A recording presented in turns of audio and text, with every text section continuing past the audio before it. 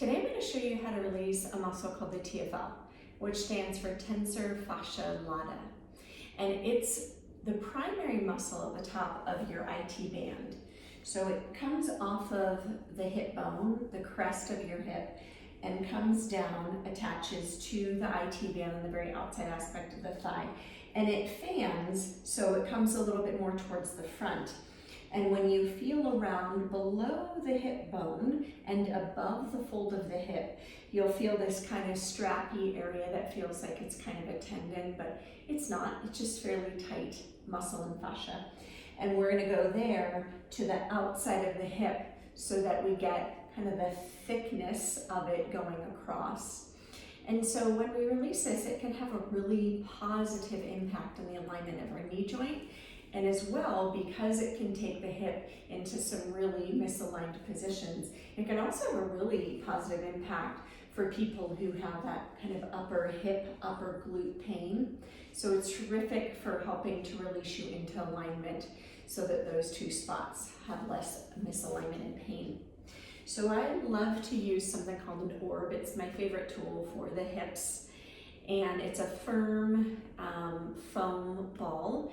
But if you don't have access to one, of course, you can use a tennis ball. It works pretty well. I'm going to demonstrate with the orb, but you can do the same thing with the tennis ball if that's what you have.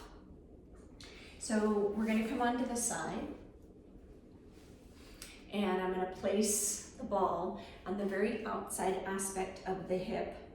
It's below the hip bone, and it's above the fold of the hip, okay?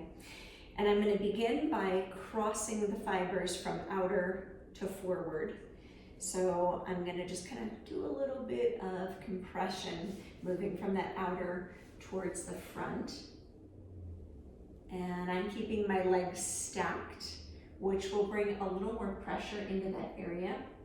But if it's a little bit too much for you, you can also place that top leg so you press through the leg and you can unweight this just a little bit. So this tends to be quite tender for most people. So being able to unweight it is important, okay? And you want to be able to stay in the realm of tolerable pressure so that you're not just having a pain response to the pressure. And so I begin with this rolling, and I'm doing it slowly. So I'm always in that somatic awareness, the feeling state, because our nervous system is responsible for holding tension in this area and all of our connective tissue and muscle. And if we don't calm the nervous system and really bring it on board for the process of release, we either won't successfully release or we won't hold the release. So bringing the nervous system on board is really important. So I love to cross those fibers from outer towards the front. And then I'm noticing as I'm rolling that there's some particularly tender spots. So as I go through this movement to both start to release and get rid of some of the adhesions within that, and also taking note of where there's more tension that I could spend some time on releasing. So I'm going to find my way to that spot that I know really works for me. And I'm either just gonna stay in stillness, or I can enhance the pressure and getting a little deeper by lifting that bottom knee and releasing it back down. And just one time is enough. And then staying here in the moment to just really feel and experience the pressure there. And I'm beginning with an awareness of resource within my body through the movement of the breath. So a place within my body where I innately have this feeling of well-being, and my breath is a very, very accessible tool to really feel that all is well despite discomfort that I'm actually eliciting in my body. So slowing that exhaling breath down and then finding that really fluid, rhythmic, circular breathing. And as I focus on a complete release on my exhale, I'll probably start to notice that the inhaling breath naturally comes in fullness. And as I notice that, just starting to track that circular breathing. And then from that resourced place within my body, I'm going to shift my awareness to the discomfort very intentionally and just being there in the moment with it. And I'm not trying to change it. I'm just being very present with all the sensations that arise and just continue to track them as they do. And you'll notice as you're just in the moment with whatever is, you are non-resistant to the resistance that is actually there. And so without a pushback, you can start to get this sense of release, and you'll start to feel things shift in that area because we're not being resistant to the experience. So there's this kind of slow release valve that happens as we stop our resistance to the experience of tension. So just being with it however it is. Right, when it gets a little intense, to be in that awareness, notice your breath again, resource again.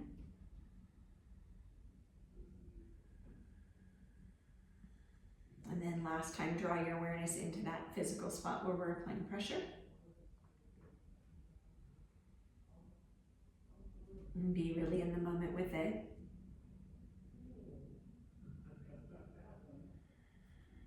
And notice your breathing slowly come off. And take a moment to notice how it feels on one side and the other. And so we're not only in the moment as we're applying the pressures so that we can engage in this non-resistance to allow it to shift, but then being in the moment to actually experience the change that's happening. So you can feel how when we release this, you can feel what it's like to relax and not have tension, what it's like to soften. And you can juxtapose that with the feeling that's happening on the other side and really connect into this. And then when you transfer to the other side, then we'll have that same feeling come slowly to this hip. And then you can experience how the hips start to soften as a result of being very much in the present moment with what you're doing. So I invite you to do this, really profound for knee pain. I've had a lot of clients who've had a lot of relief in their upper hip area or low back, below that hip bone. And with this exercise, it can really profoundly shift the alignment so you can find more steady positions and functional movements. So thank you for being here. Namaste.